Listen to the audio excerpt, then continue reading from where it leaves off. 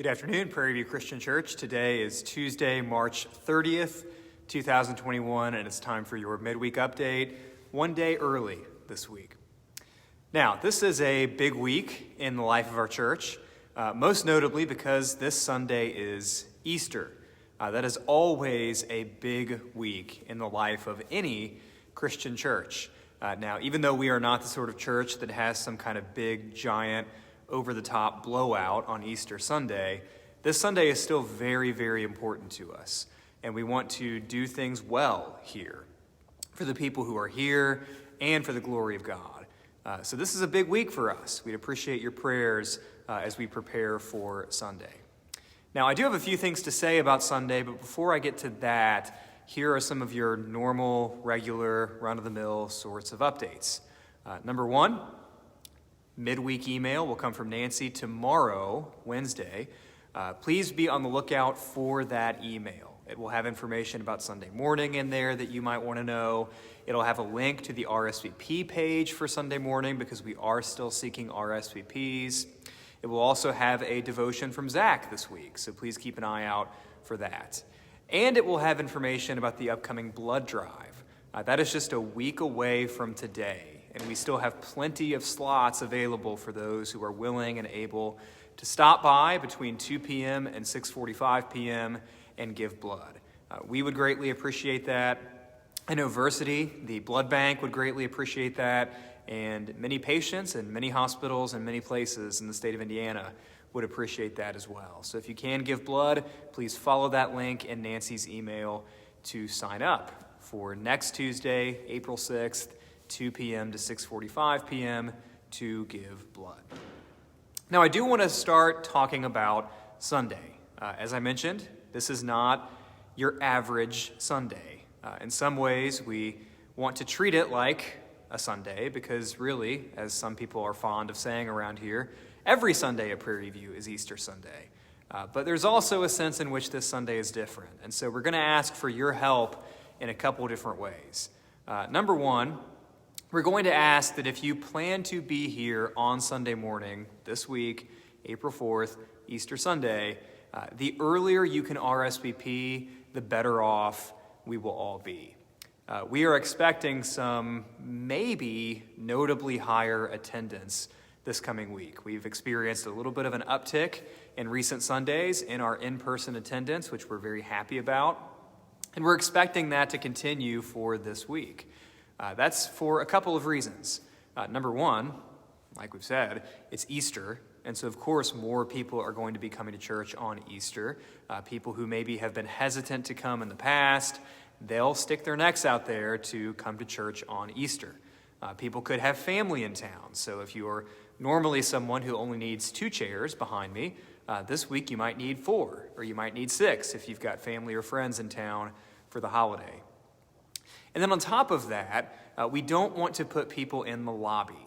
So if we have a better idea of how many people are going to be in the sanctuary earlier, that gives us more time to move things around. That gives us more time to rearrange. That gives us as much time as possible to make sure that we can fit everyone in the sanctuary, which is definitely what we would like to do. We will do what we need to do to fit everybody here in this room, even if that pushes the limits of our social distancing and the way we have our chairs pushed around the room. We will find a way to make it work. But the earlier we have our RSVP numbers, the easier that will be on us. So please, if you're going to be here Sunday morning, Easter Sunday, please RSVP.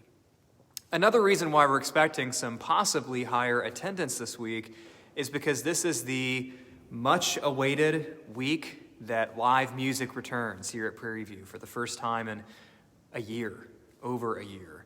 We are very excited to have Mark singing on stage this coming Sunday. Now, as we mentioned, this past week or so, Mark has been fully vaccinated for COVID-19. We are also confident that a fully vaccinated person is not going to spread COVID-19. So we feel comfortable allowing Mark on stage singing without a mask. So that will happen this week. It'll be a really, really, really great change, I think, for our church. A huge shot in the arm for our church, pun intended. We are very excited about that. So between Easter Sunday, between the return of live music, we're expecting a pretty highly attended Sunday. So the earlier you can RSVP, the better off we'll all be. The more information you can give us when you RSVP, that will help too. Tell us if you have kids with you. Tell us if you know those kids' ages. That way Zach knows if he needs to get a craft box together for the kids during the service. That would all be helpful as we prepare for this week. Speaking of kids, speaking of Zach, we have announced that we're having an Easter egg hunt this coming Sunday after church. So if you have a little kid who likes candy and likes looking around for things, Easter egg hunt this week after the service. If the weather is good, which so far the forecast looks pretty good, that could happen outside. If it needs to happen inside, we'll find a way to do it inside as well. So a lot of things happening this week, this coming Sunday. Return of live music, Easter Sunday, Easter egg hunt. We would love to have you here in the room. So RSVP early.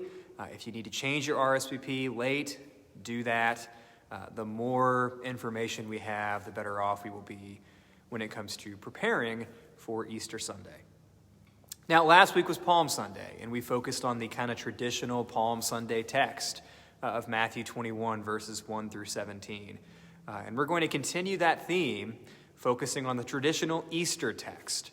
We'll spend a few minutes reading in Matthew 27, the account of Jesus' crucifixion. And then we'll also spend time, of course, in Matthew 28, verses 1 through 10, reading the classic text of Jesus' resurrection. And we'll also be in Philippians 2, like we were last week. We covered verses 5 through 8 this past Sunday, the descent of Philippians 2, seen most clearly in the incarnation of Jesus, and then also in the crucifixion of Jesus.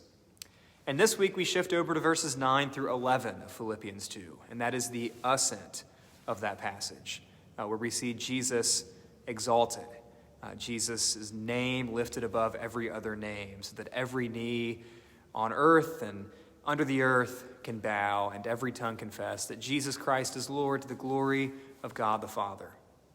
And if you just read that passage, Philippians 2, 5 through 11, it might be tempting to say, well, what happens between verses 8 and 9? How do we go from this state of humiliation and descent to this state of glory and ascent? And the answer is one word, and that word is resurrection. That's what happens between Philippians 2:8 and Philippians 2:9. And that's what Easter is all about, the resurrection of Christ. So we hope that you'll be with us here on Sunday to celebrate that here in the room. If you are not here in person, please feel free to join us on our live stream at 10 a.m. here on our Facebook page. We would love to have you for that. We also make those service videos available after the fact on YouTube. So even if you don't have a Facebook page, you can still watch that service on YouTube, usually within about 24 hours. We have that YouTube video up and prepared and ready to go. So again, we hope to see you this Sunday, Easter Sunday, RSVP early, get prepared for the Easter egg hunt. If you have kids, look out for the midweek email from Nancy coming tomorrow. That will include a devotion from Zach. And also be sure to sign up for the blood drive this coming Tuesday, April 6th, a week from today. So I think that pretty much covers it. We look forward to seeing you, singing with Mark here on stage in the sanctuary on Sunday morning. That'll be an exciting Sunday morning for all kinds of reasons. So with that, I'll see you this week. Have a great rest of your week. Spend time thinking, praying, considering, reading about Jesus' last week in Jerusalem, and be ready to celebrate the resurrection with us here on Sunday. So, all right, take care.